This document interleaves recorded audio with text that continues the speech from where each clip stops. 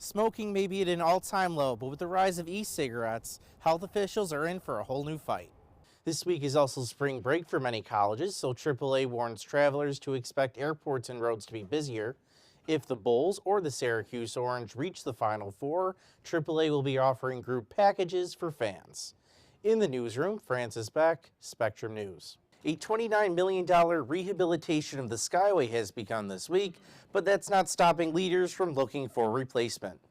More on that later on Spectrum News. City officials say the new plan will make it easier to park in downtown Buffalo, but those who live and work in the area say they're already fed up. In a statement, the Orchard Park School District said it has no duty more important than protecting the health, safety, and welfare of its students and staff.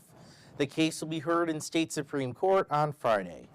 In the newsroom, Francis Boeck, Spectrum News.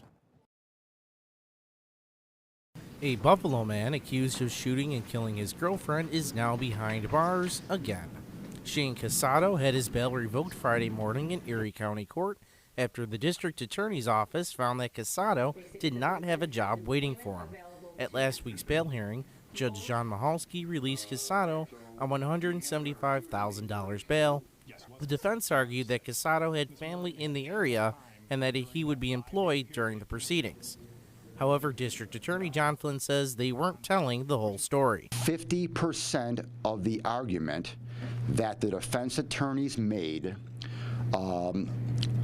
last week during the bail hearing was not 100% true. Flynn says the defense failed to turn in a letter from Casado's former employer, which stated that he no longer had a job with them. Flynn says his office gave the court the whole story Friday. We got the full picture, gave the court the full picture today, and they did the right thing and put him back in jail. Casado was charged with the murder of his girlfriend Rachel Wierzbicki on Edson Street in November. He faces 25 years to life if convicted. The trial begins on August 12th. Francis Boeck, Spectrum News.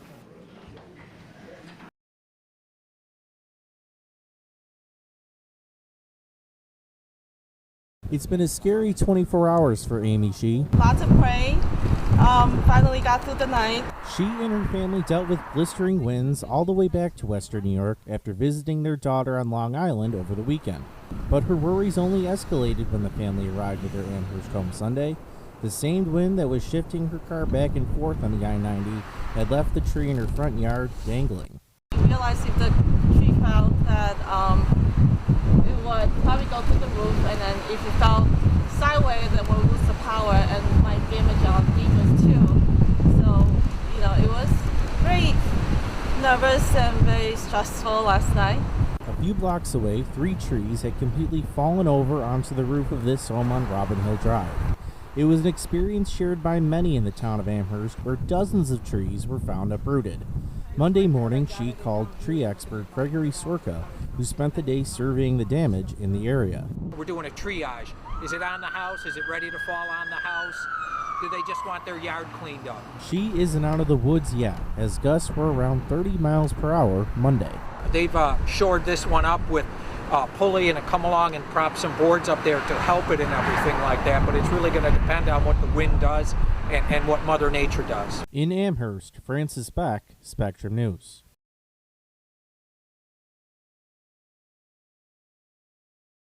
The fight to combat homelessness in Western New York has received a big boost. HUD's Continuum of Care program awarded a $14 million federal grant to help several organizations in Erie County and surrounding areas. As many as 950 people in the 5 Western New York counties face homelessness on any given day. Wednesday, local leaders were at Girard Place, which is one of more than a dozen organizations that will receive funding.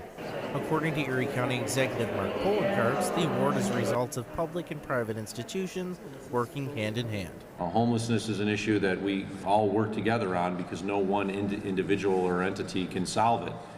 We all have to come together as a community to do it. The Homeless Alliance of Western New York is in charge of distributing the funds, much of which will go towards housing and shelters.